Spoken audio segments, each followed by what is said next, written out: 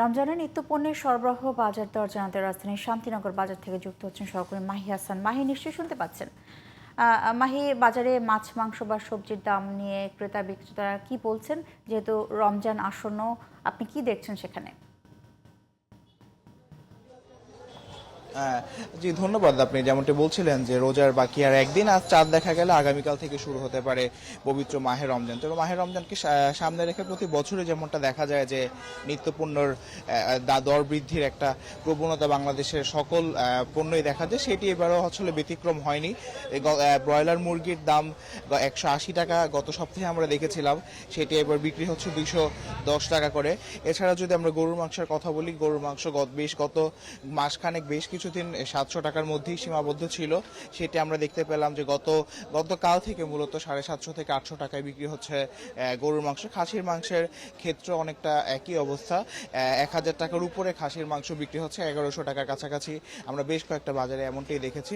এছাড়া সবজির কথা যদি বলতে হয়, যে শীতকালীন সবজি যে স্থিতিশীলতা ছিল সেটা অনেকটাই স্বাভাবিক আছে। শীতকালে যে সকল সবজিগুলো আছে সে সকল সবজি মোটামুটি গত সপ্তাহের মতোই আছে শীতকালীন সবজিগুলো।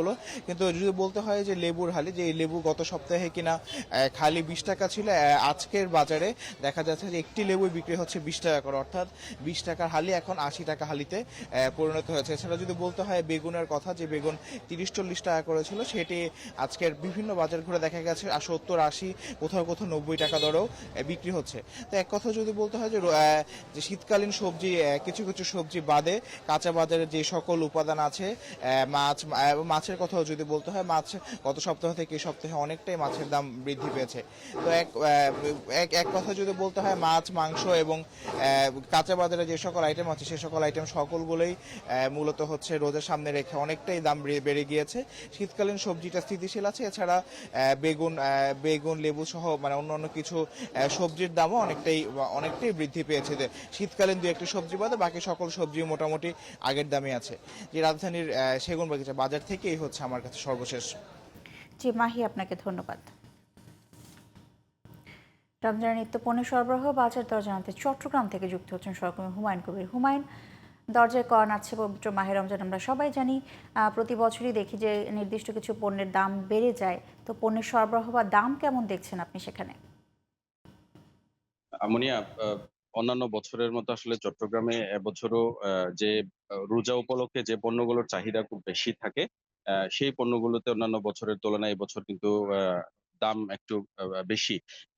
আসলে কারণ হিসেবে ব্যবসায়ীরা যেটা বলছেন, আসলে যে সরবরাহ ভালো থাকলেও কিছু কিছু পণ্যে কিন্তু যে ব্যবসায়ীদের যে কারসাজি, সেই কারণেই আসলে পণ্যের দাম একটু বেশি রয়ে গেছে। বিশেষ করে রোজায় তেল, ছোলা, চিনি, এসব পণ্যের, ডাল, এসব পণ্যের কিন্তু চাহিদা বেশি থাকে। আর কাঁচা বাজারের মধ্যে হচ্ছে বেগুনের দাম অনেক বেশি বেড়ে গেছে, বেগুন, শসা। আর কাঁচা আহ, আহ, মাছ, মাছ, মাংস আর মুরগির দামও একটু বেশি। আসলে আগামীকাল যেহেতু রোজা শুরু হবে, সেই হিসাবে আজকে যে পরিমাণ বাজারের মূল্য বেড়ে গিয়েছে, আসলে ক্রেতারা বলছেন এইরকম হঠাৎ করে দাম বেড়ে যাওয়া আসলে রোজার জন্য বিষয়টা সমীচীন নয়। তবে আসলে ব্যবসায়ীরা যেটা বলছেন, যে তেলের ক্ষেত্রে তারা আহ, যেহেতু সাপ্লাই নাই, তেল আগের সরকারের যে দাম নির্ধারিত করা আছে সেই নির্ধারিত দামে কিন্তু তারা তেল বিক্রি করছেন। তবে যেহেতু সাপ্লাই নাই, তাই রোজায় যদি এই অবস্থা যদি চলতে থাকে, রোজায় কিন্তু তেলের সংকট কিন্তু আরো বেশি, আহ তেল নিয়ে আরো বেশি অস্থির হবে বাজার। আসলে ব্যবসায়ীরা বলছেন যে এই ক্ষেত্রে সরকারকে আরো বেশি, বিশেষ করে তেলের দিকটাই খুব বেশি মনোযোগ দিতে হবে। এছাড়া আসলে আহ ছোলার দামও কিছুটা বেশি। তবে স্বস্তির বিষয় হচ্ছে যে রোজায় খেজুরের দাম কিন্তু এবারে কিন্তু অনেকটা কম আছে। মুনিয়া। হুমায়ুন, আপনাকে ধন্যবাদ। এবার একটু খুলনাতে যেতে চাই, সেখানে বাজার দর জানাতে যুক্ত হচ্ছেন সহকর্মী শেখ লিয়াকত হোসেন। লিয়াকত, নিশ্চয়ই শুনতে পাচ্ছেন। লিয়াকত, প্রতি বছরই রমজানকে ঘিরে নিত্যপণ্যের দাম বাড়ে, এমনটাই আমরা দেখে আসছি। তো এবারের চিত্র কেমন দেখছেন খুলনাতে? মুনিয়া, আপনাকে ধন্যবাদ। আপনি যেমনটা জানতে চেয়েছেন, খুলনায় পবিত্র রমজানকে সামনে রেখে বাজারগুলো দু একদিন আগে বেশ সরগরম হয়ে উঠেছিল এবং দামটা কিছু বেশি ছিল। তবে আহ, সাধারণ যে ব্যবসায়ীরা আছে তারা বলছে যে কৃষিবির পণ্য দেওয়ায় বাজারে কিছুটা চাপ কমেছে। তবে আজকে আমি কয়েকটি বাজার ঘুরেছি, সে বাজারগুলো দেখেছি যে যেমন আলুর দাম আগে 20 টাকা ছিল, এখন সেখানে 25 টাকা হয়েছে। পেঁয়াজের দাম 40 টাকা থেকে 45 থেকে 50 টাকা হয়তো।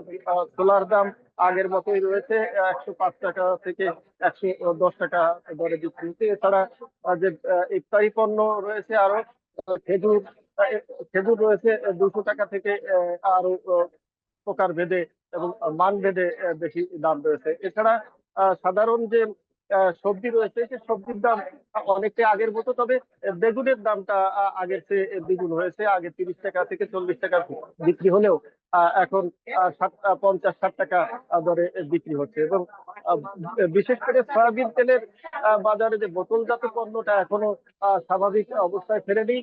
খোলা তেল বিক্রি হচ্ছে 195 টাকা থেকে 200 টাকা দরে। সাধারণ যে ভোক্তারা রয়েছে তারা বোতলজাত সয়াবিনের দাবি করেছে, এবং বিশেষ করে সিন্ডিকেটটা ভাঙার দাবি তাদের।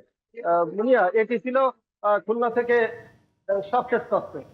লিয়াকত, আপনাকে ধন্যবাদ।